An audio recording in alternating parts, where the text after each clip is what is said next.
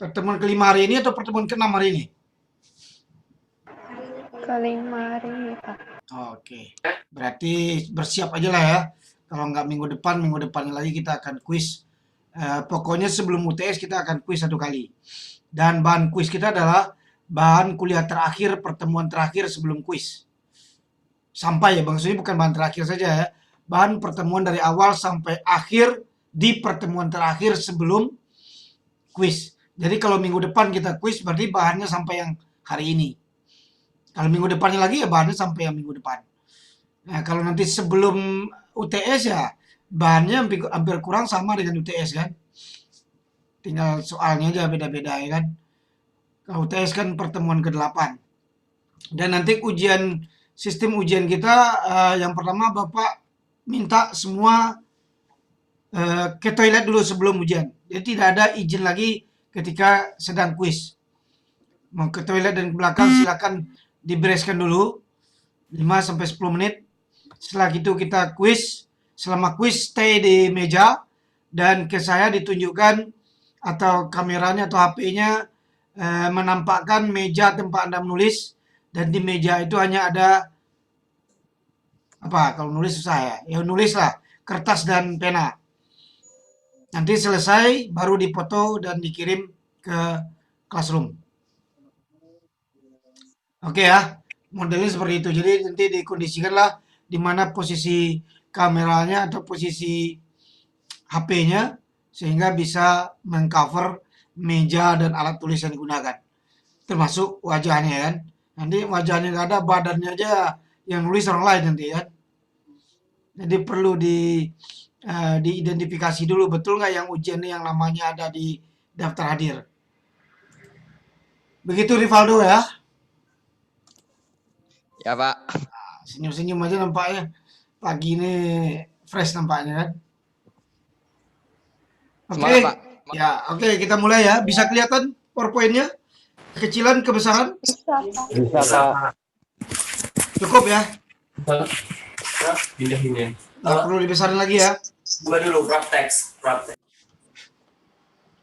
Oke, dengan hormat, yang mikrofonnya belum di-mute, nanti kalau tidak di-mute akan kita mute secara paksa ya dari sini ya. Silakan di-mute sendiri mikrofonnya, dan kalau udah mulai bertanya nanti di-unmute. Jadi bisa bertanya biar nggak bising selama memberikan penjelasan. Karena kalau bising nanti bingung yang dengar suaranya yang mana nih. Suaranya yang ngajar atau suara yang partisipan kan gitu. Oke, kita mulai. Karena kita kemarin sudah bicara mengenai peralatan palap, proses pembuatan palap dari kayu hingga bubur palap. Sekarang kita bicara mengenai sifat kimia dan sifat fisik dari palap itu apa. Kemudian ujinya nanti apa saja. Kira-kira itu yang akan kita bahas pada hari ini. Pertama tentu untuk menentukan sifat fisik dan sifat kimia dari palap itu, tentu kita harus mempunyai standar kualitas dulu. Standar kualitas palap itu sudah ada standarnya yang ditentukan oleh TAPI mungkin atau yang ditentukan oleh SNI, Standar Nasional Indonesia, apa kualitas palap yang dibolehkan diproduksi. Dan tentu kita akan mengikuti itu ya. Yang pertama adalah kualitas palap itu, tingkat variabilitas dan karakteristik kayu sangat berperan dalam menentukan kualitas palap dan dipengaruhi oleh tumbuh dan lokasinya. Jadi jenis kayu dan lokasi tumbuhnya juga berpengaruh terhadap kualitas dari palap yang kita hasilkan. Berikutnya, palap terutama terdiri dari kumpulan serat bahan baku. Jadi palap itu terdiri dari kumpulan serat bahan baku, makanya ketika dia selesai dimasak dan didinginkan, maka dia akan nampak serat-seratnya, sudah ada serat palapnya. Karena berasal dari selulosa yang berasal dari kayu kan. Kemudian sifat serat tergantung pada jumlah, kualitas, dan distribusi komponen kimianya. Ini belum kita bahas sebelumnya kan? Belum, Pak. Nah, oke. Khawatirnya nanti duplikasi kalian santai-santai aja kan? Biar bahannya sedikit untuk kuis kan? Kadang-kadang ada yang cerdik-cerdik kan biar bahannya nggak banyak. Biar aja lah Pak Do ngomong ada ini. 2 kali ngomong bahannya sama.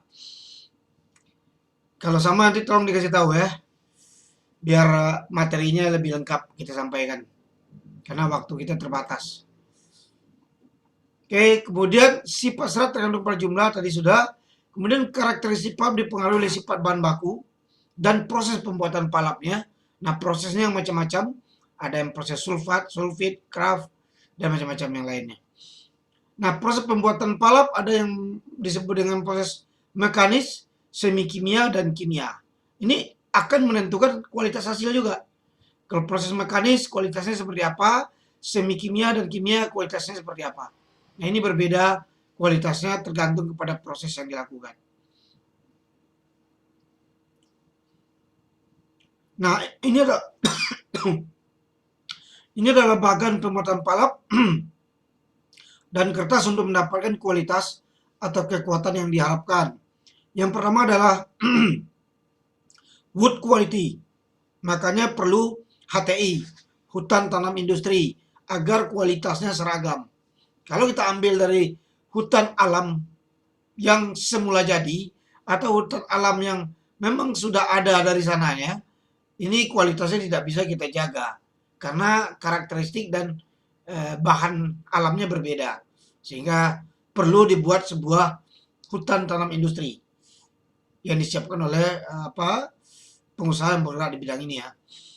Kemudian ada beberapa perusahaan seperti Sinarmas mungkin atau Indekiat melalui Arara Abadi dan yang lain-lain sebagainya. Mereka punya pabriknya dan punya hutan konsesinya sekalian. Kalau nggak begitu ya nggak bisa produksi kan. Kalau mengharapkan dari masyarakat, siapa yang menjual kayu tiap hari dengan jumlah sekian metrik ton, ribuan metrik ton. Kalau nggak ada kayu yang ditanam ya nggak bisa.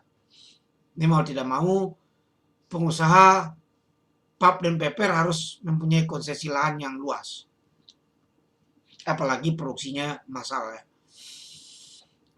Jadi kita lihat bagannya seperti ini, ada wood quality, ini kualitas kayu, apakah hardwood atau softwood. Chip quality, ini chip quality juga harus seragam, karena nanti waktu proses pemasakan ada proses difusi atau impregnasi dari larutan pemasak ke dalam inti dari chip itu. Kalau itu nggak masuk dia ke dalam, sama kayak kita masak nasi ya kan, sebagian dia masih keras, sebagian masih lembut. Jadi harus dipastikan semuanya meresap ke dalam itu. Atau masak rendang ya, bumbunya masuk ke dalam itu. Supaya masuk dia harus di-push ke dalam dengan tekanan dan pengadukan. Itulah caranya bagaimana menghomogenkan larutan pemasak palap yang ada di dalam digester. Digester itu alat pemasak ini kemarin kan.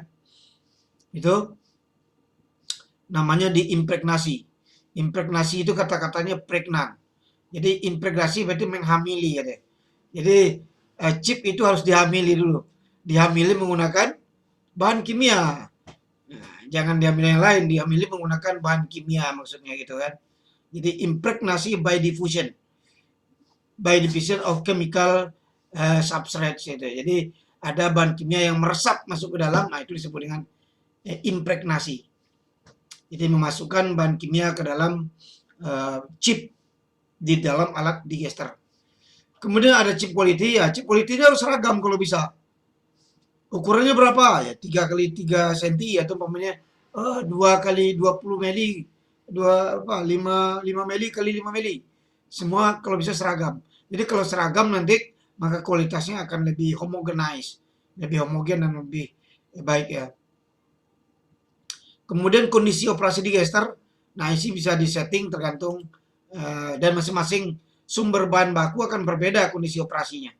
Hardwood dengan softwood tentu berbeda tekanan dan temperatur yang diperlukan. Tergantung dari experience atau SOP yang sudah ada di perusahaan. Biasanya SOP itu berasal dari percobaan yang sudah mereka lakukan. Jadi berapa temperaturnya kalau hardwood, kalau kayu ini temperaturnya sekian, bahan kimianya sekian, tekanannya sekian. Ya. Kemudian pulp processing. Bagaimana pengolahan pulpnya. Kemudian stock preparation, paper machine operation, nah ini sampai pembuatan papernya. Kemudian strength variation. Jadi gitulah kira-kira yang diperlukan. Jadi ada terakhir nanti variasi kekuatannya seperti apa. Ya kan? Kekuatannya seperti apa. Oke. Oh ya, ini sebagai info, ini masih ada yang masuk keluar nampaknya nih, ada yang masuk, ada yang keluar. Beberapa hari terakhir ini di kampus kita ada mahasiswa yang positif COVID-19 ya kan.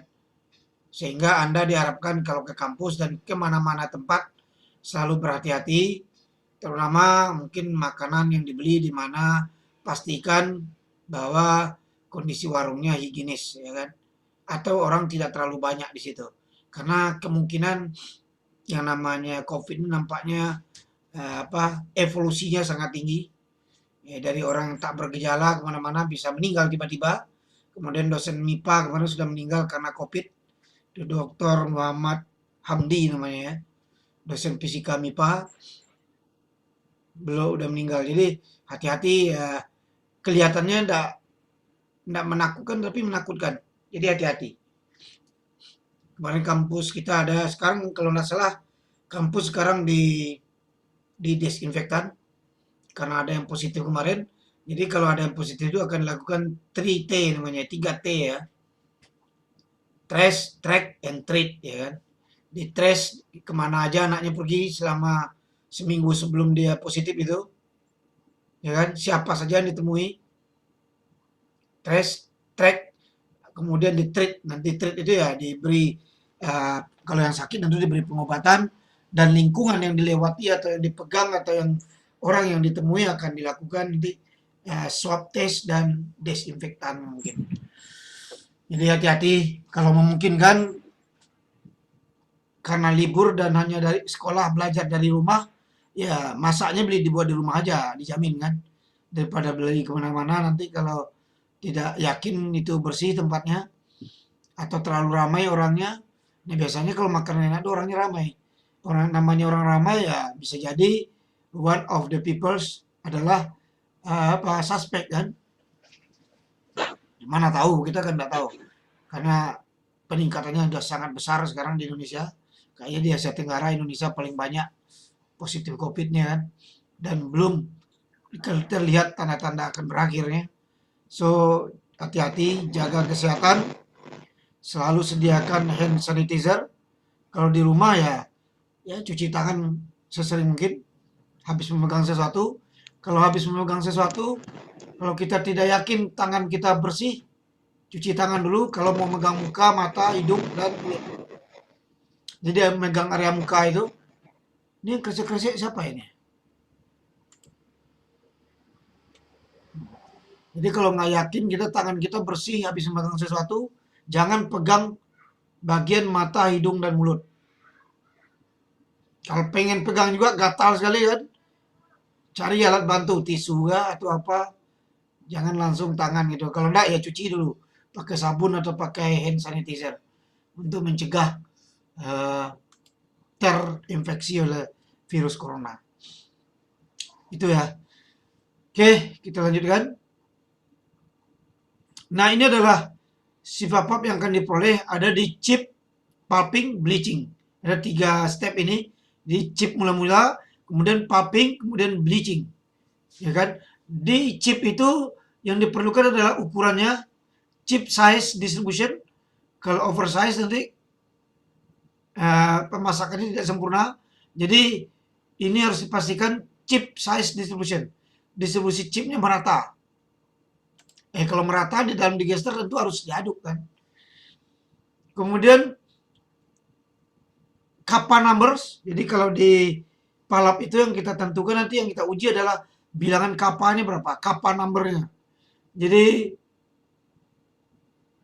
kemudian kalau ada overcook high pulp depth, jadi pemasakan melebihi dari pengotornya yang tinggi. Kalau pengotornya banyak, jadi harus pemasakannya harus lebih tinggi temperaturnya.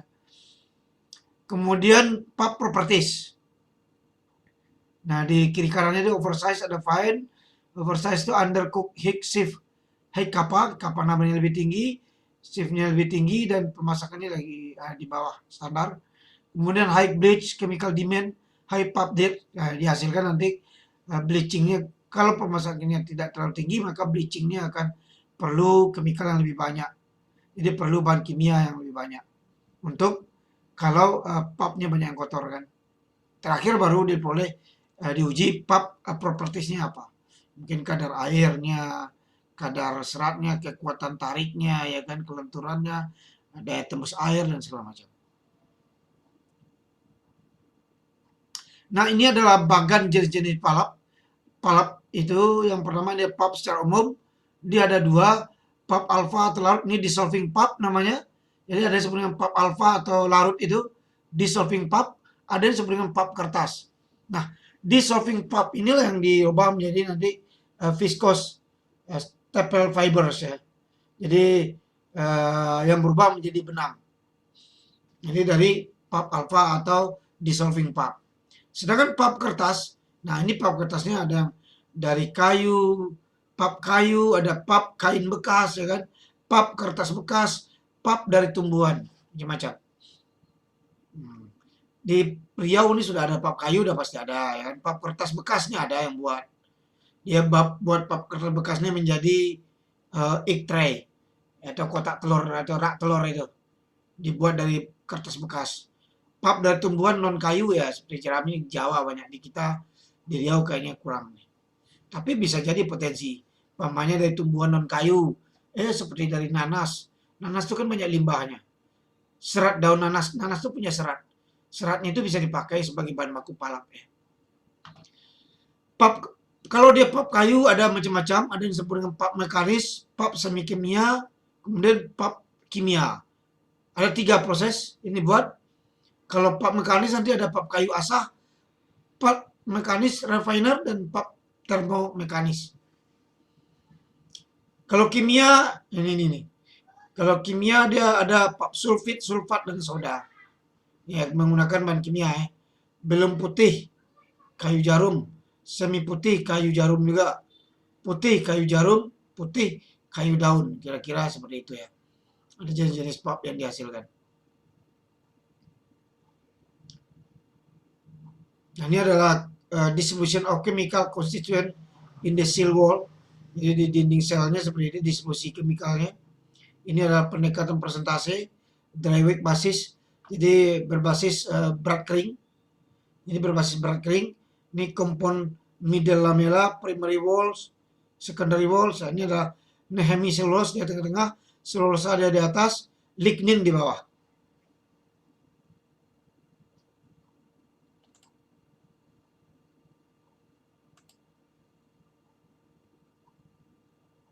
Nah, ini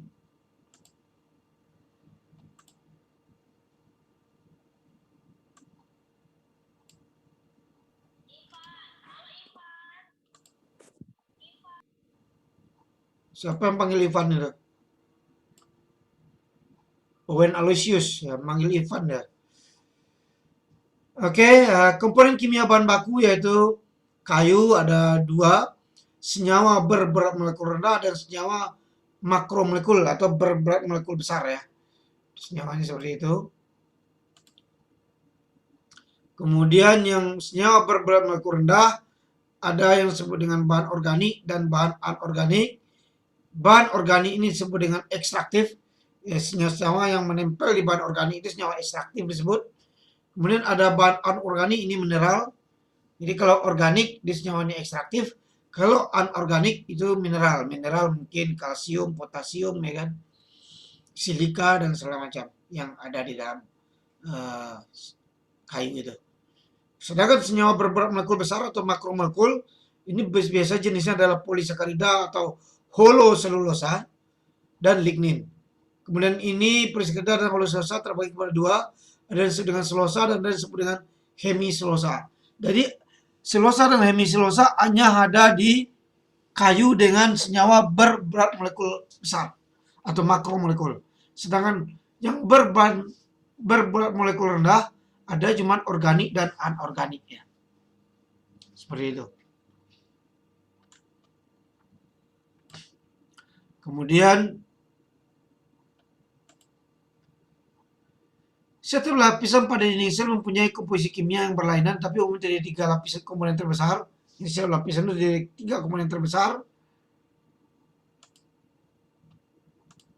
yaitu selulosa, ini dia, lignin. Jadi 3 komponen terbesar itu adalah biasanya selulosa, hemiselulosa, dan lignin yang punya berat molekul tinggi. dan terikat secara kimia satu dengan yang lainnya. Kemudian pemisahan total dari ketiga komponen tersebut susah dilakukan mengingat tingginya berat molekul komponen dan adanya intermixing bonding. Gitu. Jadi pemisahan total ini susah karena adanya intermixing bonding. Jadi ikatan yang saling tercampur ya, intermixing bonding. Selulosa terdiri dari glukan-glukan ya, selulosa glukosa. Selulosa berasal dari glukosa ya, glukan-glukan. Sedangkan hemiselulosa terdiri dari campuran polimer glukan, manan, silan, galaktan, arginan, oronik, dan anhidrik. Nah, itu. Jadi kalau selulosa aja terdiri dari campuran glukan-glukan. Sedangkan hemiselulosa banyak campurannya. Ada polimer glukan. Jadi artinya hemiselulosa ini lebih dirty, lebih kotor dibanding dengan selulosa. Nah, hemiselulosa pada softwood terdiri polimer galactoglucomanan dan glucoronoarabinoksilin. Sedangkan hardwood sebagai misalnya terdiri dari polimer gluconoksilat. Ini hemiselulosa. Komposisi kimia kayu pada batang dari ranting umumnya berbeda. Bahkan pada jarak tertentu sepanjang batang, komposisi kimia juga kayu juga berbeda. Jadi sangat rigid, sangat bervariatif ya. Antara batang aja pada jarak tertentu komposisinya berbeda. Apalagi antara batang dengan ranting. Tapi biasanya yang dipakai di industri pulp itu adalah batang kayu. Rantingnya jarang dipakai. Kecuali untuk larutan pemasak, bukan, bahan bakar mungkin ya. Kulit ya kan. Debarking. Kemudian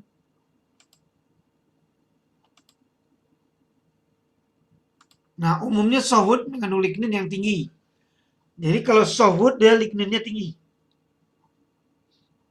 Nah, lignin ini sebetulnya adalah lemnya itu. Bagaimana merekatkan antara partikel kayu satu dengan yang lain, yaitu lignin. Nah, lignin juga yang berfungsi sebagai pelindung, proteksi kayu dari rayap dan segala macamnya. Maka Anda lihat kan, kalau kayu-kayu yang hidup jarang dimakan rayap. Yang dimakan rayap ini kayu yang sudah mati ya kan, yang nggak ada ligninnya lagi. Karena di dalam lignin itu ada tersimpan juga racunnya, racun untuk hewan-hewan. Sehingga dia dianggap sebagai pengotor. Kayu juga mengandung 3-10% ekstraktif merupakan campuran dari zat organik terlarut yang mudah menguap dan tidak mudah menguap. Ya, ada volatil dan unvolatil substance ya.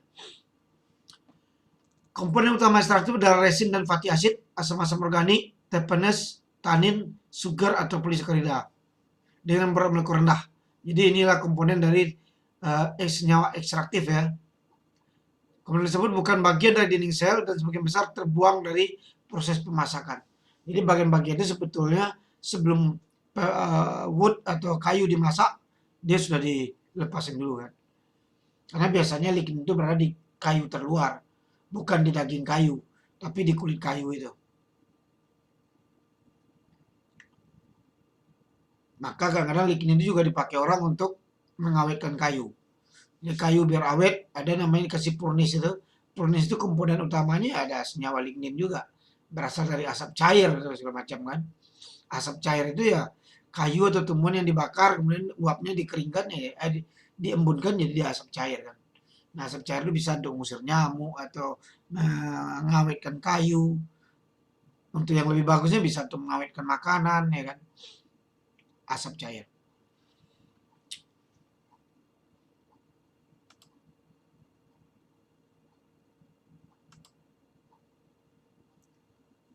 Kemudian ekstraktif memberikan persoalan tersendiri pada proses pembuatan pulp dan kertas seperti terjadinya pitch problem, foam, dan self sizing.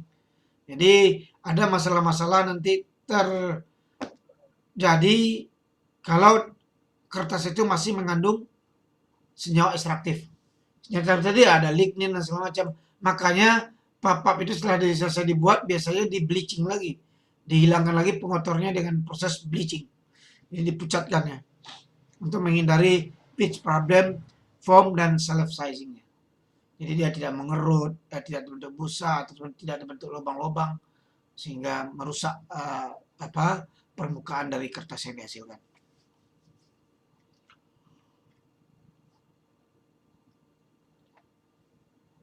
Nah, ini adalah persyaratan sifat kayu untuk bahan baku palap. Jadi kalau kita sebelum menggunakan bahan kayunya, maka ada quality control dulu. Kita uji komponen kayu itu, kalau dia baik, maka komponennya mesti warna kayunya putih sampai kuning. Kalau coklat sampai hitam atau hitam itu warna kayunya dianggap atau akan menghasilkan kualitas pulp yang jelek gitu ya, kurang ya. Kemudian massa jenisnya kecil dari 0,5. Kalau besar dari 0,5, nah 0,5 sampai 0,6 dianggap kualitas pulpnya cukup. Kalau kecil dari 0,9, kalau sudah 0,6 dianggap kurang gitu kualitas pulpnya.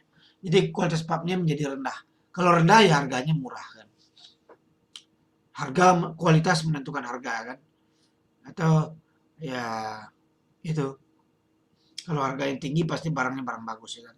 Nggak ada harganya murah, barangnya KW harganya mahal, nggak ada itu.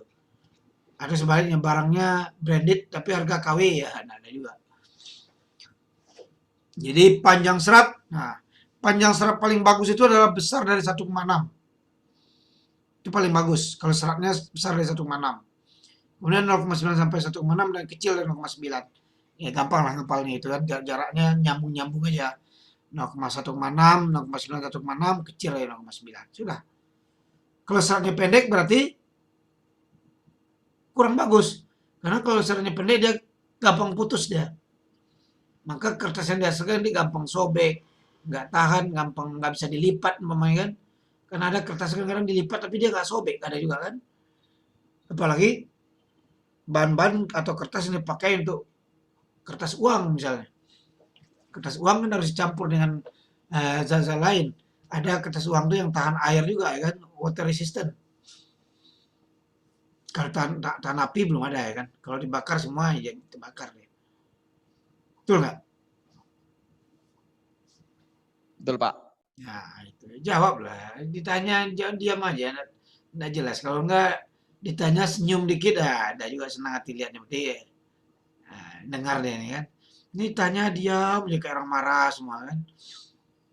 Ini kalau emosian terus imun kita turun nanti kan. Kalau imun turun nanti ya datang corona nanti kan. Kita harus banyak senyum kalau zaman corona ini. Harus obral senyum kita ke orang-orang. Biar hati kita happy kan. Kalau kita happy maka imunnya tinggi kan. Kalau imunnya tinggi ya insya Allah sehat walafiat ya kan. Makan banyak-banyakin makan ya kan. Selagi bisa makan, makan terus. Ya, biar fit. Nah, kalau bisa olahraga. Tapi olahraganya jangan tempat ramai-ramai. Olahraga di kamar umpamanya atau ya jangan kalau ramai-ramai nanti ya dia dilarang berkerumun ya kan. Menghindari kerumunan. Nggak boleh. Potensinya ada. Kemudian haloselulosa, maka kualitas yang baik itu kalau haloselulosanya di atas 65%. Nah, ini adalah tes-tes yang akan dilakukan terhadap kayu yang akan kita gunakan menjadi pulp. Nah, kalau nanti berdasarkan tes-tes ini karakteristiknya beda-beda, maka dipisah-pisahin. Yang baik, kualitas yang sifat-sifat kayunya baik ya dikelompokkan di tempat yang baik. Mungkin kualitas ekspor ke Jepang, dia minta kertas yang kualitas baik semua ya berarti diambil dari yang baik gitu kan. Kemudian yang sedang, yang kurang ya mungkin jadikan kertas buram ya kan, atau kertas karton atau kertas apa ya kertas-kertas yang bernilai rendah lah ya, sehingga semua bisa dimanfaatkan. Kemudian lignin yang paling bagus itu adalah kalau ligninnya paling kecil. Nah di sini dibilang maksimum 25%. Itu masuk palap kertas baik kalau ligninnya paling tinggi 25%. Kalau dia kurang dari 30 tapi di atas 25, nah itu cukup. Tapi kalau udah sampai 30 bahkan lebih ya itu dianggap kualitas pulpnya jadi jelek atau kurang. Kemudian senyawa ekstraktifnya juga begitu. Diharapkan untuk kualitas yang baik itu senyawa ekstraktifnya kurang dari 5%. Kalau lebih dari 5% dianggap kualitas pulpnya tidak akan bagus. Nah, itulah kriteria yang lain. Kintan Maharani Suci entered the waiting room. Ada lagi Kintan yang bermasuk dia.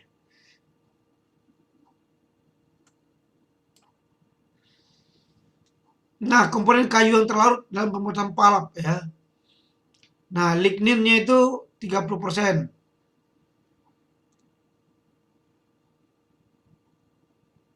Di kayu, kemudian pulpnya 50%, 5%. Selulosa ada di kayunya 45%, di pulpnya 40. Hemisosa 20 jadi 5. Ekstraktif 5 jadi 0. Itu kalau bisa di pulp itu. Jadi komponen kayu yang masih larut di pulp itu adalah ligninnya masih ada sekitar 5% di palap itu. Selulosanya 40%, hemisosa 5%, dan senyawa ekstraktifnya dianggap ya memang harus 0. Di komponen kayu dalam yang terlarut di dalam palap. Nah, komponen kayu yang terlarut dalam pembuatan palap itu biasanya disebabkan karena kualitas serpinya tidak bagus, kemudian sifat atau karakteristik dari kayunya. Kemudian adalah variabel kontrol di pemasakannya, suhu, waktu, rasio, AA per AE, dan segala macam yang lain. Ini Kintan Maharani ini kok masuk keluar nih.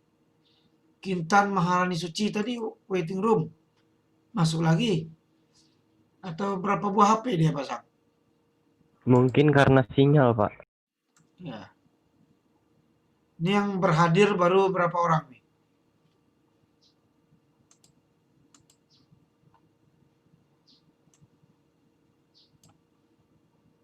...28 orang. Kita satu kelas berapa orang? 27, Pak. 27, Pak. Oh ya betul lah. 28 dengan saya berarti ya. Berarti hadir semua ya. Ya, Pak. Nah ini adalah bentuk yang lain. Ada yield, persen wood-nya. Wood 151 sampai 45 itu total yield yang dihasilkan. Ligninnya, hemiselulose, ya kan. Jadi kalau kita lihat kappa numbernya itu semakin kecil total yieldnya, maka kappa numbernya juga makin kecil.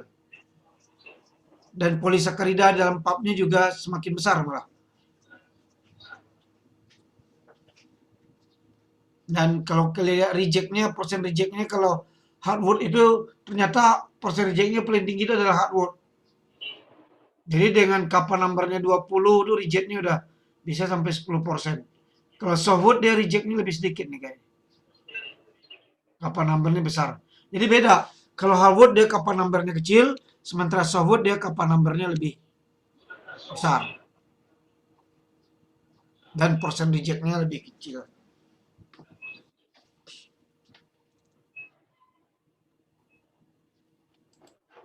Nah, kita bicara sekarang pitch. What is pitch? It is variety of natural occurring. Jadi kejadian yang secara alami, variasi kejadian yang ada di kayu, yaitu yang mengandung hydrophobic organic resin found in wood and its derivative. Jadi yang terjadi di dalam hydrophobic, jadi yang takut air, ya kan? Organic resin, resin organik, yang ditemukan dalam kayu dan turunannya. Nah, lokasi resin dalam kayu adalah di dalam kanal resin. Di kanal berarti ada lubang-lubang di dalam atau ulir-ulir dalam kayu itu. Noparchima cell atau di selnya. Itu dalam kayu yang softwood. Sedangkan di dalam hardwood lokasinya adalah di ray parenchyma cell, di sel. Sel itu di dindingnya apa di kulit luarnya. Di kulit luarnya. Itu siapa yang ada komplain? Ada kedengaran suara tadi?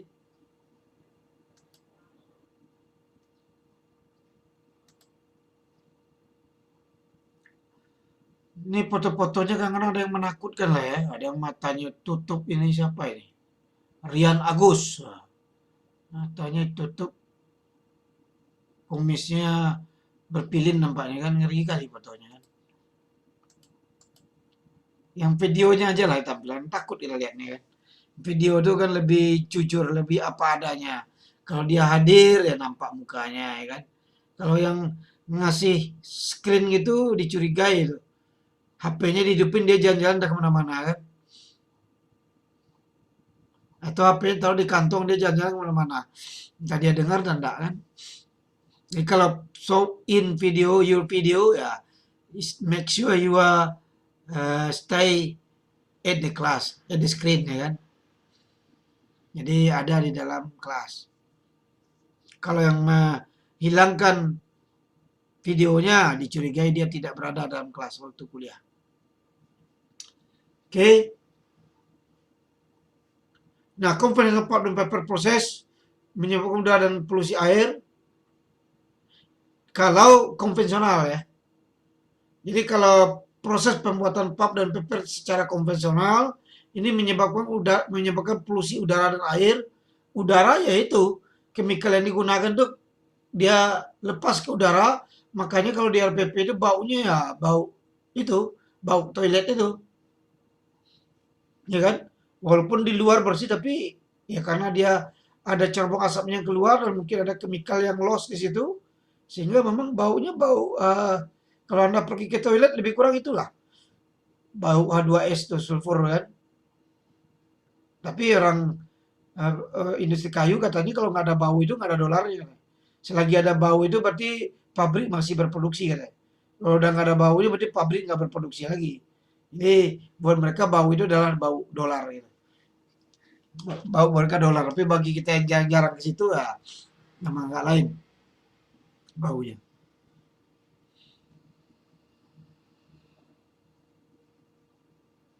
Nah ini adalah pulping process modification, even though modification to the bleaching. Meski melalui modifikasi untuk proses pembleachingan itu akan diperlukan sesuai dengan new regulation atau sesuai dengan peraturan baru yang dibuat. Jadi modifikasi untuk proses bleaching itu harus sesuai dengan peraturan baru ya. Peraturan itu ya regulasi biasanya dari pemerintah kan. Karena bleaching itu kan menggunakan senyawa kimia. Kalau menggunakan senyawa kimia harus ada batasannya berapa konsentrasi yang boleh digunakan.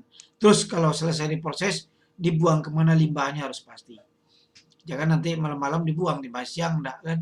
Besok-besok ikan orang di sungai Indragiri, sungai yang di Kampar, yang di Pelalawan itu kan, hulu sungai Kampar mungkin.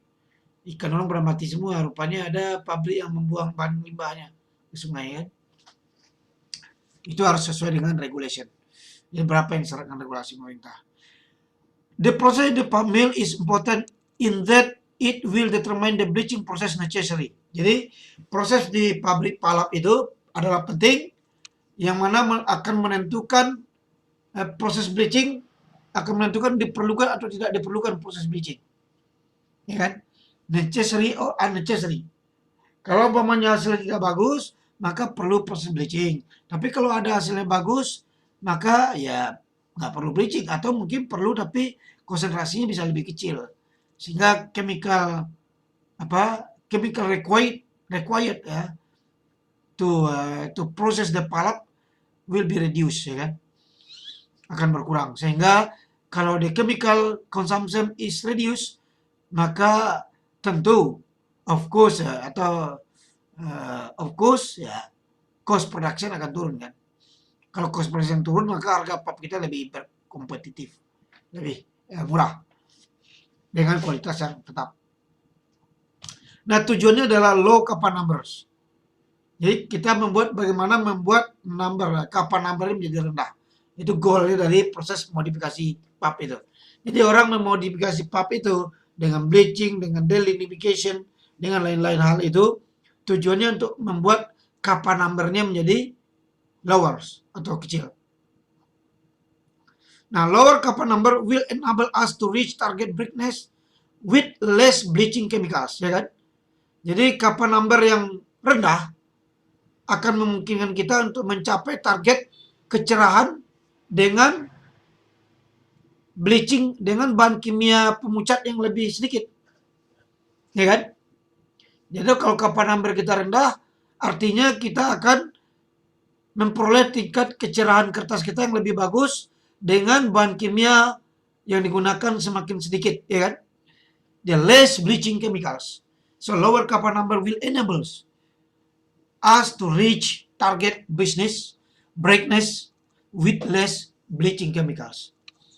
Jadi kalau kappa number kita rendah, maka tingkat kecerahan kertas kita akan tinggi dan itu akan mengurangi chemical substrate, bleaching chemicals consumption. Jadi kita akan mengurangi konsumsi bahan pemucat ya, atau bahan pencerah ya. Nah, ini adalah summary of standard daily lignification. Jadi kesimpulan dari penulisan daily lignification. Lower carbon number pulp ins be produced by either. Ya, jadi lower carbon number pulp dapat menghasilkan dengan modifikasi MCC, RDH, ATC, LO, solid gitu ya. Itu nama-nama modifikasi prosesnya. Kemudian menggunakan chemical additive, ya kan. Proses modification kapalnya SW15, HW8-10, improve properties ya, dapat meningkatkan sifat dari palap. Kemudian capital investment, higher solid to recovery boilers. Oke. Nah, ini adalah pulping proses modification yang mengurangi lignin, yang reduce lignin that has to be removed by bleaching. Jadi mengurangi lignin akan menghilangkan penggunaan bleaching ya. Jadi kalau ligninnya udah berkurang, maka penggunaan bleachingnya akan semakin sedikit ya. Lignin burn in recovery boilers, sehingga lignin ini bisa dibakar atau sebagai bahan bakar di recovery boilers. Jadi kalau kita menggunakan boiler, kan boiler itu kan pemanas. Pemanas itu kan perlu bahan bakar, fuel. Nah, fuelnya itu digunakan lignin tadi. Lignin itu di mana? Ya di kulit kayu. Nah, maka halo, bisa lihat? Bisa, Pak. Bisa, Pak. Bisa, Pak. Terputus tadi ya? Iya, Pak. Nah, terputus. Mudah-mudahan bisa masuk lagi nih. Oke. Ini siapa ini? 27D3 TPK MU. Game over katanya. Kok game over? Gimana tuh? Game over udah tamat dong. Ini yang hitam itu game over itu siapa itu? Siapa tuh? Nah, mana dia game over? Ada hilang dia game over. Nah, bacanya game over kan? Ngeri kali. Oke, jadi pulping process modification tadi kita udah sampai mana tadi? Summary standard tadi udah kan? Sekarang kita masuk ke pulping process modification. Jadi reduce lignin that has to be removed by bleaching. Jadi pengurangan lignin akan menghilangkan pemakaian bleaching. Hal ini tadi sudah dibakar. Maka standard delignification, pengembangan dari delignification ini adalah ada yang digunakan dalam continuous bed atau chemical additive. Jadi apa istilahnya modifikasi penghilangan delignifikasi itu bisa menggunakan metode continuous bed atau penambahan aditif kimia ya. Kemudian oksigen bleaching. Nah, bisa juga menggunakan oksigen bleaching. Jadi oksigen ini banyak gunanya ya. Kalau Anda membuat plasma pun itu menggunakan oksigen bleaching. Improve brown stock Permisi, washing. Pak. Pak. Share screen-nya nggak ada, Pak. Hah? Nggak ada. Share screen-nya nggak nampak. Yang nampak siapa? Bapaknya aja. Oh gitu ya.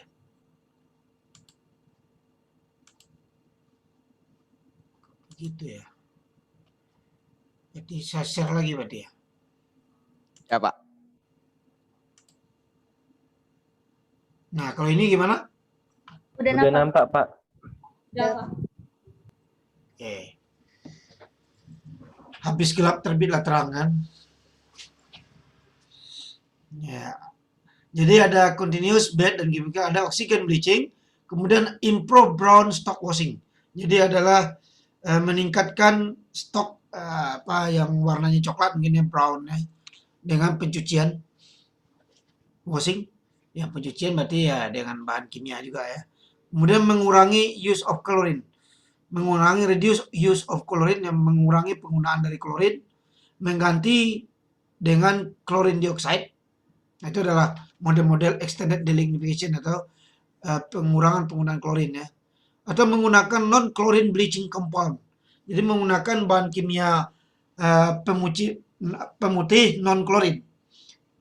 menggunakan bahan kimia atau senyawa compound non chlorine bleaching. Dia pemutih tapi berbasis non klorin ya. Contohnya ozon, parasit, enzim, dan hidrogen peroksida. Nah, ini bisa digunakan untuk mengurangi klorin karena klorin ini kan berbahaya. Nah, ini adalah extended delignification. Nah, berikutnya kita masuk ke pengendalian proses pemutihan. Industri pulp dan keras adalah salah satu industri yang sangat potensial mencemari lingkungan, terutama menghasilkan buangan cair dari proses pemutihan. Nah, paling banyak dari proses pemutihan itu, klorin tadi. Mengingat bahaya klor organik yang dinilai sangat toksik, berupa tetraklorodibenzoparadioksin atau TCDD dan tetraklorodibenzofuran atau TCDF dinyatakan dengan AUX, maka pemerintah menetapkan klor harus ditinggalkan. Nah, ini sekarang nih. Pemerintah sudah menetapkan bahwa klor harus ditinggalkan. Ya.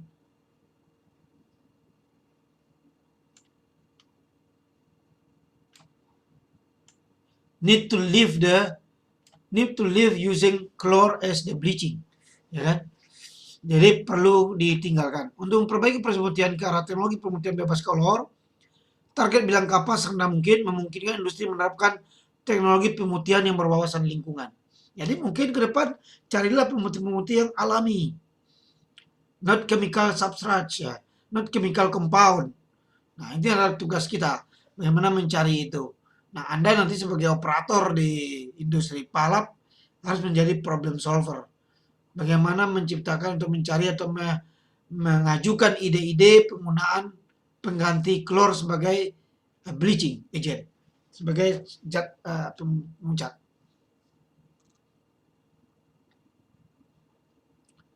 Alternatif lain adalah menggunakan klorin dalam bentuk senyawa elemental chlorine free atau bebas klorin sama sekali, totally chlorine free. Jadi bagian-bagian yang bebas klorin ya, elemental chlorine free atau bebas klorin atau totally chlorine free. Bahan kimia pada pemutihan pulp adalah oksidan dan alkali untuk ekstraksi. Pemilihan oksidan tergantung pada pertimbangan ekonomi dan selektivitas. Beberapa oksidator yang sering digunakan adalah ada yang disebut dengan klorin itu Cl misalnya, bukan C ya. Salah ini. Kalau C itu adalah karbon. Jadi klorin itu Cl, ini mestinya Cl ya.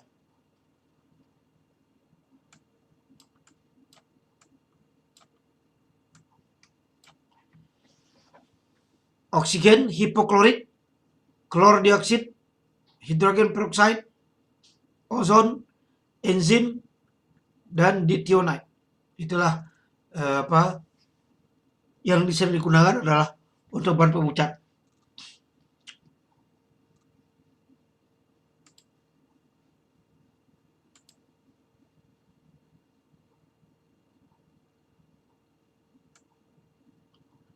Chemical characterization of the investigate pulp, jadi karakterisasi kimia dari pengujian palap ya. Investigate pulp, yang pertama adalah ada namanya ACF pulp dan TCF pulp. Tadi apa ACF dan TCF?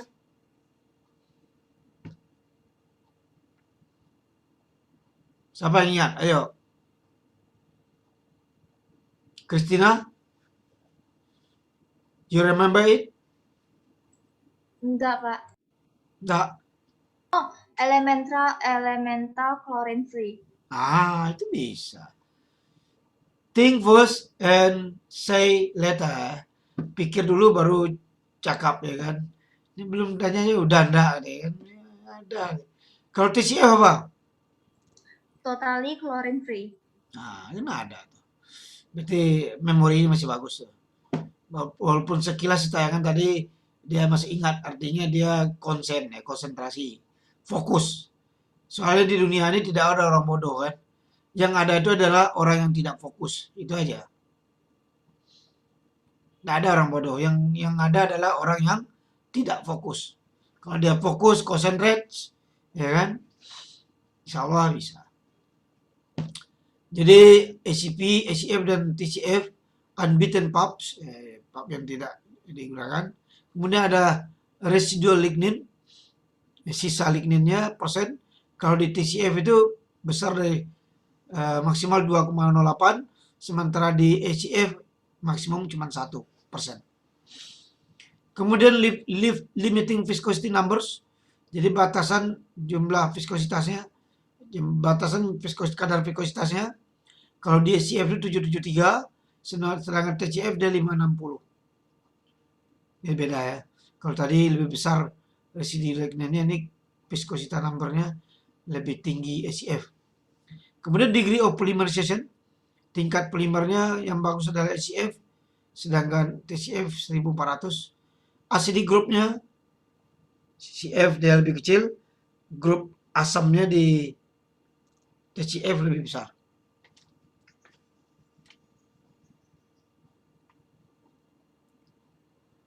Nah, ini adalah spesifikasi pup kraft putih kayu daun. Nah, kayu daun disimbolkan dengan LBKP ya.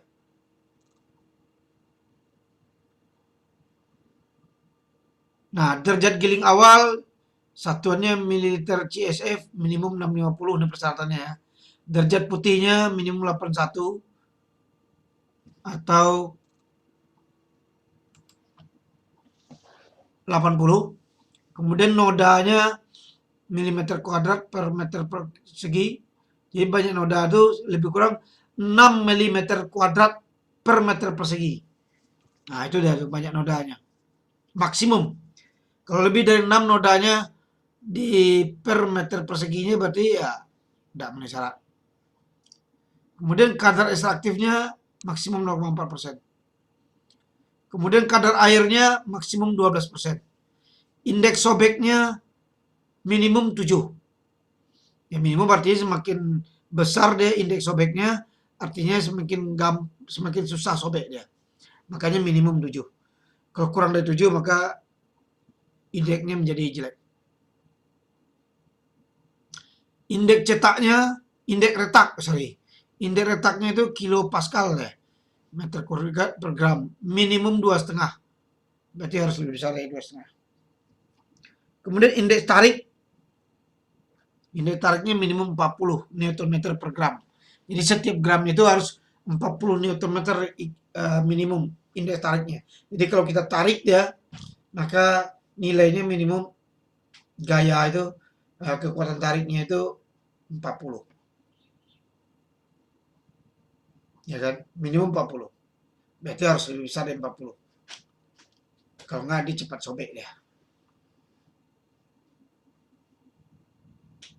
Nah, tadi adalah kayu pandan.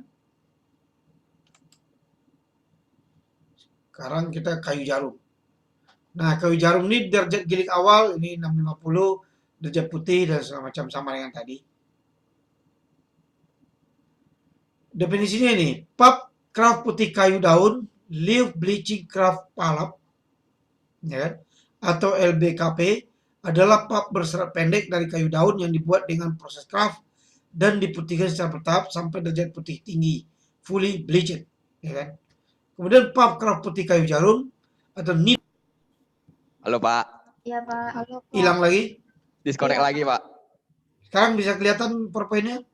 Enggak, Pak. Belum Pak. Enggak, Pak. Nah, harus share lagi ya.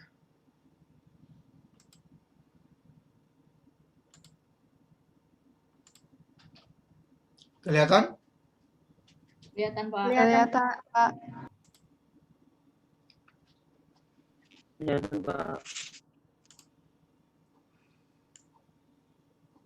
Nah, itulah risikonya kuliah daring ya kan. Kalau kita nggak sabar-sabar keluar daring ini, daring bisa berubah jadi darting deh kan. Darah tinggi kita kan. Tapi kita santai-santai aja lah, biar nggak jadi darting kan. Biar kuliah aja daring. Kitanya nggak usah darting kan. Oke.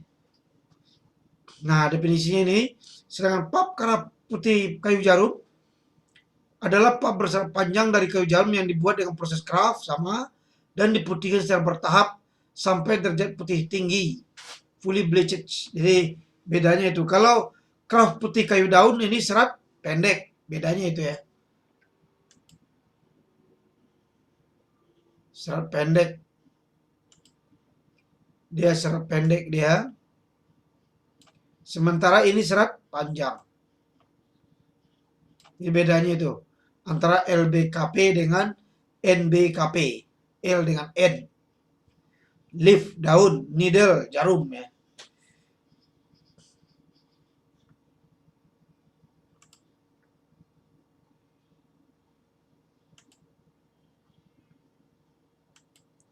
Nah, ini adalah definisi dan istilah. Ada yang disebut dengan derajat giling adalah angka yang menyatakan tingkat penggilingan pada waktu pembuatan bubur kertas dan ditentukan dengan cara pengukuran isi air yang dapat bebas setelah penyaringan pada kondisi standar. Jadi, derajat giling itu diukur dengan airnya berapa. Ini Winnie Cynthia mana nih? Yang kuliah kipasnya aja nampak. Kegerahan ya, kipas aja nampak yang kuliah kan. Siapa yang lain lagi? Nuriyah Alma, apa tuh? Alma Mater. Nuriyah Alma, cuma namanya doang. Saya, Pak. Mana? Kameranya rusak lagi ya? Biasanya kalau tidak muncul gambarnya alasannya kamera saya rusak, Pak. Nah, biasanya kamera rusak, entah ya rusak, entah tidak. Ini mana videonya Nuriyah Alma?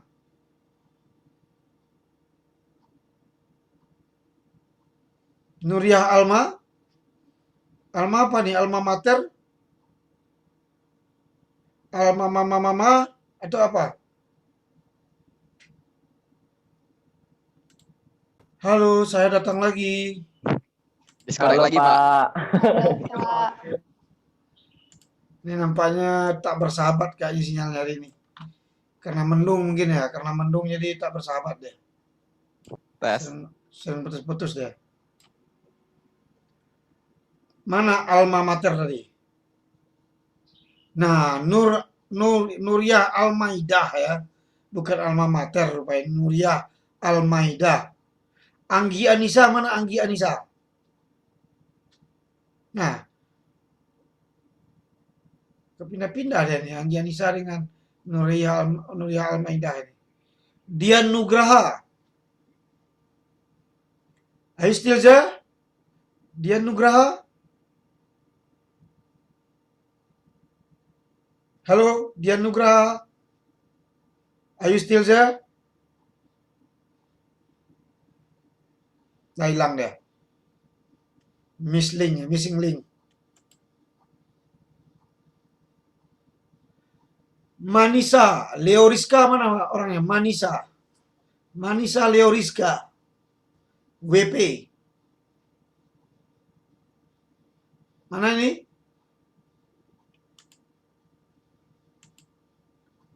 Marisa Leoriska. Nah, baru lihat. Manisa Leoriska. Ambon Manise ya. Manise. Oke, kelihatan PowerPoint-nya? Kelihatan, Pak. Kelihatan, Pak. Oke. Derajat giling tadi udah kita bahas. Sekarang derajat giling awal adalah derajat giling pada waktu giling 0 menit. Diukur pada kondisi standar. Jadi 0 menit sebelum dimasukkan ke dalam alat giling. Itu namanya alat giling awal, derajat giling awal. Derajat putih adalah perbandingan antara intensitas cahaya biru dengan panjang gelombang 457 nanometer yang dipantulkan oleh permukaan kertas atau karton dengan cahaya jenis yang dipantulkan oleh permukaan lapisan magnesium oksida pada kondisi sudut datang cahaya 45 derajat dan sudut pantulnya 0 derajat dijatakan dalam persen JE ya. Kemudian derajat putih D0 adalah faktor intrinsik yang diukur pada panjang gelombang 457 sama dengan tadi dengan pencahayaan baur dan sudut pengamatan 0 derajat dinyatakan dalam persen. Nah, ini Anda harus lihat alatnya nanti waktu di LPP kan. Kalau kapan KP yang ditanya mana dia derajat putih itu alat ukurnya. Di Undri belum punya. Kita baru baca aja. Ya kan? Teorinya aja. Kalau orang ini nanti untuk lebih pahamnya nanti di sesi kedua nanti diminta penggambaran alatnya sama dosennya. yang dari RPP kan. Ada yang makan kerupuk bunyinya siapa nih? Marisa Leoriska kali ya? Manisa Leoriska. Tadi bunyi makan kerupuk, krik. Oke, noda adalah benda asing yang terdapat pada lembaran palap. Tadi berapa nodanya boleh? Standarnya? Maksimal 6 Pak. Maksimal 6, Pak. 6 apa itu? mili. Milimeter persegi per meter persegi. Oke, berarti ya, berarti lihat tadi kan. Nah, noda berulang mempunyai dua sistem setara minimal 0,64 mm kuadrat per meter persegi. Itu noda ya. Kadar ekstraktif dalam pulp adalah jumlah ekstrak dari pulp yang larut dalam pada tertentu dan waktu tertentu dinyatakan dalam persen diukur pada kondisi standar. Kemudian ekstrak diklorometer adalah zat dalam pulp dari resin, asam lemak dan seterusnya. Kadar air adalah perbandingan berat air yang terdapat dalam contoh dengan berat contoh semula yang dinyatakan dalam persen dan diukur pada kondisi standar. Jadi kadar air itu berapa kadar mula-mula, kemudian setelah proses di mula-mula dikurang setelah proses per mula-mula, itulah kadar air. Kadar air ya, kadar air itu bisa juga ditentukan metode ovennya, metode penguapan. Ketahanan sobek adalah gaya dalam gram, grand force, GF itu grand force, gaya dalam gram, atau milinewton, tegak lurus permukaan kertas yang diperlukan untuk meneruskan sobekan dari lembaran kertas yang telah mengalami penyobekan awal. Diukur pada kondisi standar. Indeks sobek adalah ketahanan sobek dalam milinewton dibagi gramatur dalam gram per meter persegi. Nah, kemudian ada ketahanan retak, adalah gaya yang diperlukan untuk meretakkan selembar kertas dinyatakan dalam kilogram per sentimeter kuadrat atau kilopascal. Diukur pada kondisi standar. Indeks retak adalah ketahanan retak dalam kilopascal dibagi gramatur dalam gram per meter persegi. Kayaknya Manisa lagi nih. Yang krik deh.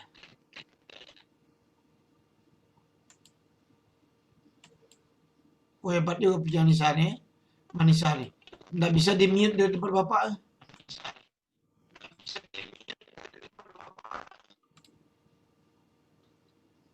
Halo, punya siapa itu yang krisik-krisik?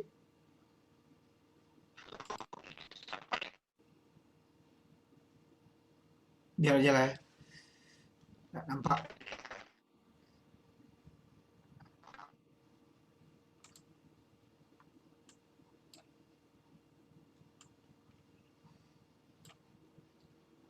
Manisa ini belum di-mute lagi, di-mute aja.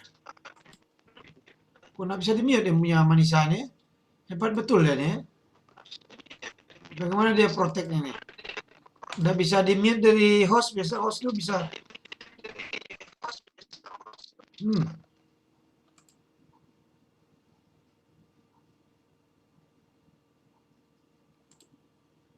Coba Manisa di-mute itunya.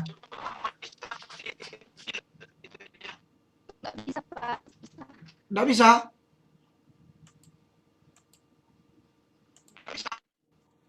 Suara Bapak jelas ya?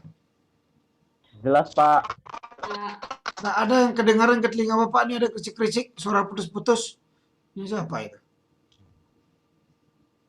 Ada kedengaran nggak? Tadi Ada, ada, Pak. Pak. Kresek-kresek deh. Udah hilang, Pak. Nah, udah hilang sekarang kan. Oh, Manisa ini udah hilang sama sekali deh. Fotonya pun tak nampak lagi. Mungkin Manisa tadi nih. Nah, ketahanan tarik adalah data masuk pada jalur pulp, kertas, dan karton dalam gaya tarik yang bekerja pada kedua ujung jalur tersebut. Nah, oh ya Manisa ini nih. Kalau dia hidup kan dia kresek-kresek. Tapi nggak bisa di-mute dari sini. Bisanya di-remove. Nggak mungkin pula di-remove kan.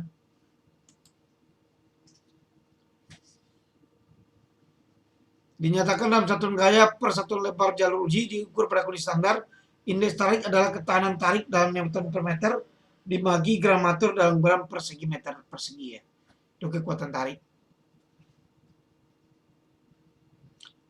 Cara penyediaan lembaran pulp untuk uji sifat fisik, ini caranya. Contoh uji pulp adalah contoh pulp yang diambil setelah atau sebelum penggilingan dan kemudian dibuat dalam bentuk lembaran pulp atau sheet, lembaran atau sheet retak tebal.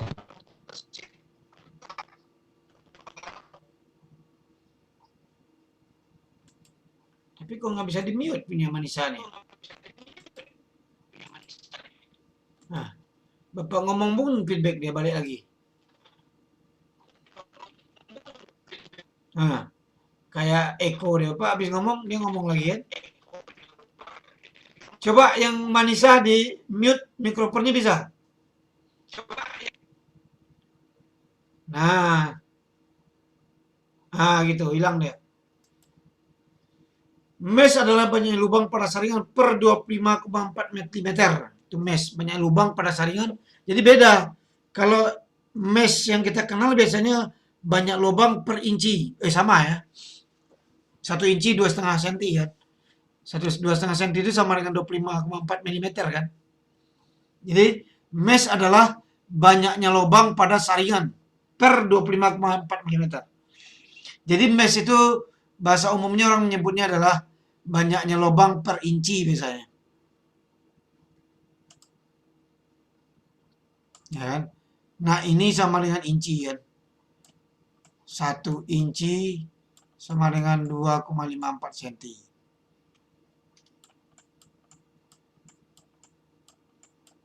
Sama dengan 25,4 mili ya. Jalur uji adalah jalur yang digunakan untuk pengujian. Catatan pada penentuan kekuatan sobek, lebar X di milimeter dimasukkan untuk dijepit pada alat. Ini X-nya dijepit pada alat ya. Sobek. Sampai dia sobek. Kayak tukul ya, sobek dia. Tukulnya itu deh.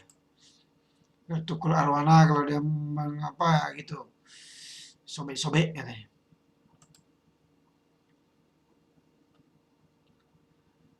Spesifik rayon biasa, ini parameternya adalah ini. Silulosa alfanya, jadi banyaknya ujinya ya. Silulosa alfanya sekian persen, minimum 90. S18, nggak tahu juga ini S10. Sari, alkohol benzennya abu. Kadar abunya maksimum 0,50%. Silika maksimum 50 mg per kilogram. Kalsium maksimum 150 mg per kilogram. Besi itu juga 8. Viskositas itu juga. Derajat putih, variasi kadar air.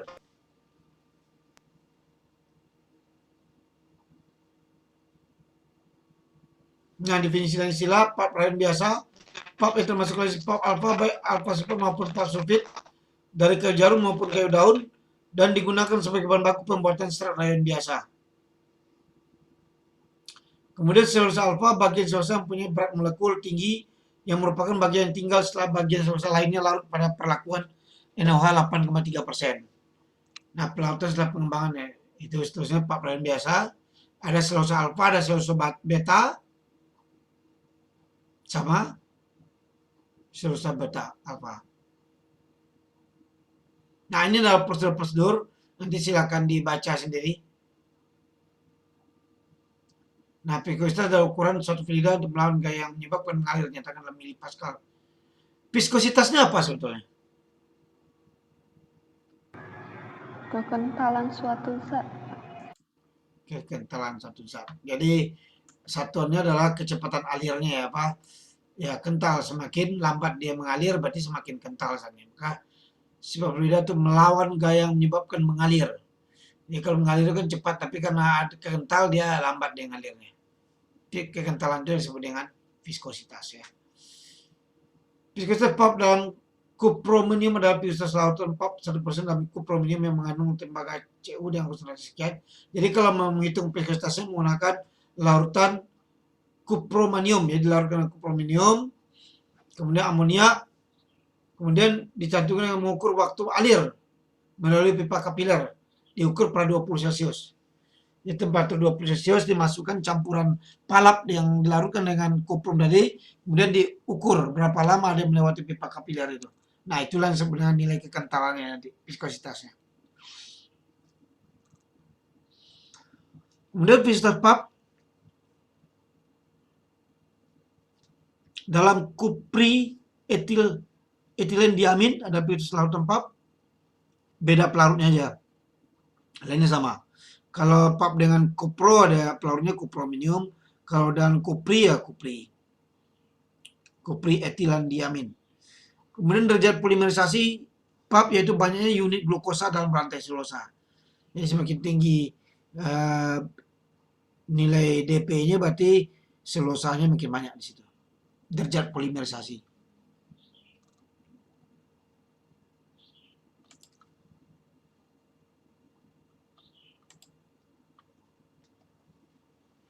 Kemudian ada bilangan permanganat kappa dan kadar lignin. Bilangan permanganat adalah jumlah milimeter kalium permanganat. Apa rumusnya kalium permanganat itu? KMNO4, Pak.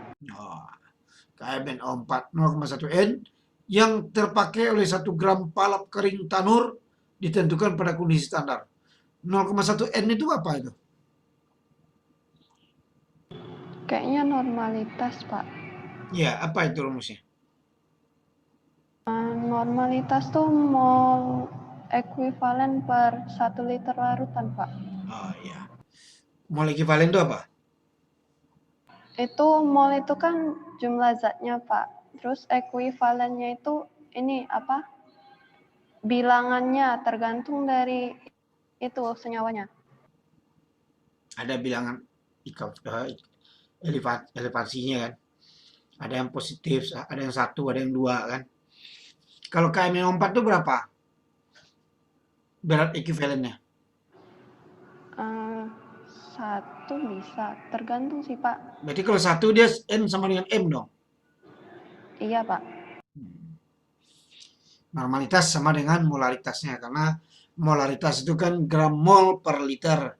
Kalau normalitas gram mol ekuivalen per liter.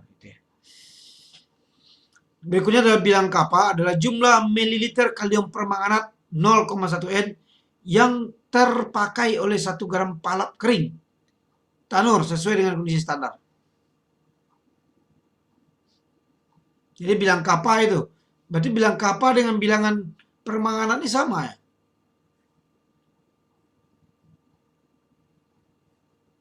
Hah? Bilangan kappa berarti bahasa kertasnya, bahasa RAPP-nya, bilangan permanganat adalah bahasa kimianya. Jumlah milimeter kalium permanganat, jumlah mililiter. Milimeter, salah ini atasnya. Mililiter mestinya kan.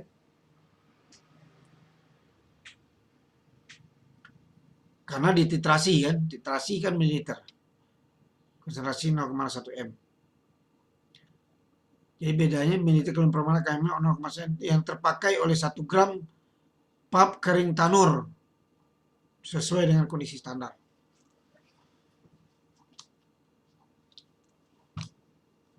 Bagian terdapat dalam lamela tengah dinding sel yang berfungsi sebagai perekat antara sel merupakan senyawa aromatik berbentuk amorf ligninnya. Kadar lignin menurut Clason adalah bagian dari kayu atau pap yang tidak larut dalam asam sulfat. Jadi kalau lignin itu ternyata tidak larut dalam asam sulfat ya, lignin.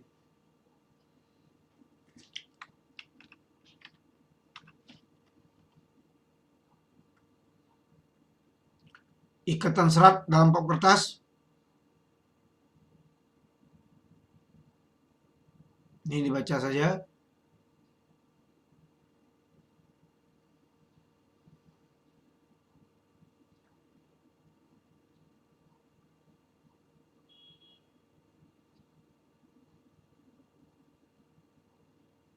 Jadi pengeringan dan pemipian ini akan mengakibatkan pori-pori dalam serat yang sebelum terisi oleh lignin dan emulsi selulosa menjadi tertutup dan terjadi ikatan hidrogen yang lebih banyak. Ikatan hidrogen pada pembuatan kertas bekas atau daur ulang tidak seluruhnya bisa terlepas kembali. Fibril itu fiber serat-serat ya. Pada permukaan serat kertas bekas banyak yang lepas dari permukaan seratnya sehingga permukaan serat menjadi gundul dan seratnya banyak yang terputus. Karena struktur serat menjadi dapat fibrilasi oleh penggilingan menjadi lebih sulit.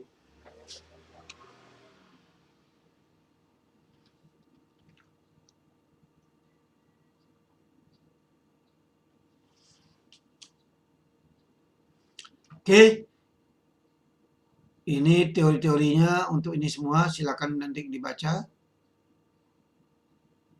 Ini adalah sifat fisik lembaran palap, indeks sobeknya, indeks retak, indeks tarik. Jadi sifat fisik itu minimal ada 3, sobek, retak, dan tarik.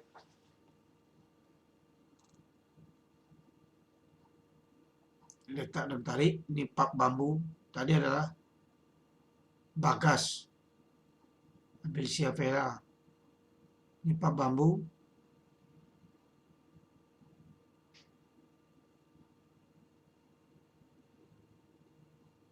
Nah, ini adalah bentuk dari disintegratornya. Kemudian penggilingan Hollander. Grafis seperti itu. Yang bawah itu adalah kombinasi peralatan untuk penggilingan karena dia standar freestater. Ini adalah alat ukur ya, alat ukur yang digunakan untuk menghitung kuat tarik, kuat sobek dan apa tadi? Kuat tarik, kuat sobek dan indeks sobek, Kuat indeks retak dan indeks tariknya.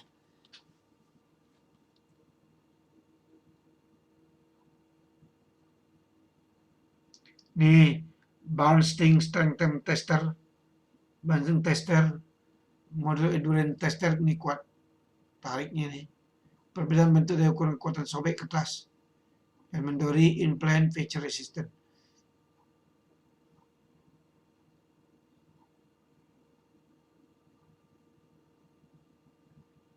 Oke, itu aja perkuliahan kita hari ini. Kalau ada pertanyaan silakan. Materinya nanti Bapak upload di Classroom. Pak, minggu depan kita kuis. Bersiap untuk kuis. Oke. Pokoknya belajar untuk kuis. Your task is student. Student should be learning. Ya kan? I'm not student, so I'm not learning. Ya. Yang belajar itu adalah mahasiswa, karena dia harus diuji. Supaya bisa lulus, supaya bisa tamat. Ya kan? Oke, ada pertanyaan lain? Pak, izin bertanya. Ya. Kalau kuis itu berapa soal, Pak, biasanya? Nunggu wahyu dari Tuhan. Pokoknya belajar aja. Dan bisa diselesaikan dalam 100 menit. Oke, Atau Pak. 75 menit lah. Ya 5 mungkin, 10 mungkin, atau berapa. Nanti nilainya siapa yang menyelesaikan paling banyak, dan paling banyak betulnya itu jadi A, nomor 2-nya B, dan seterusnya. Jadi nanti dibuat soalnya yang banyak aja, biar siapa yang paling banyak bisa menyelesaikan, nah itulah yang dianggap mempunyai nilai A. Kemudian kita buat ranknya nanti. A yang paling banyak waktu selesainya dari 20 soal selesai dia 18, berarti A itu 18. Kemudian B-nya nanti 16 sampai 18. Berapa 15 sampai 18 misalnya. C 10 sampai 15. D 5 sampai 10, E di bawah 5. Kalau di bawah 5 dia bisa ngerjakan soalnya berarti E kan gitu. Kita bagi gitu aja. Jadi siapa yang paling tinggi nilainya itu menjadi A. Jadi berpacu lah ya, berpacu supaya Anda paling tinggi nilainya jadi A. Oke, kalau nggak ada pertanyaan lagi kita cukupkan sekian. Sampai ketemu minggu depan. Bisa kuis, bisa juga tambahan materi. Tapi saya harapkan Anda untuk bersiap untuk kuis. Jadi ready anytime. Anytime we need to quiz, ya we go. No problem kan? Oke. Terima kasih. Tetap jaga kesehatan. Stay at home, ya kan? And stay healthy. See you in the next week. Assalamualaikum warahmatullahi wabarakatuh dan selamat siang. Siang, Pak. Terima kasih, Pak. Terima kasih, Pak, atas Yes. ajarannya. Semoga Bapak sehat selalu. Amin. Stay safe. Terima kasih, Pak. Ya, sama-sama. Jangan lupa bahagia. Pak.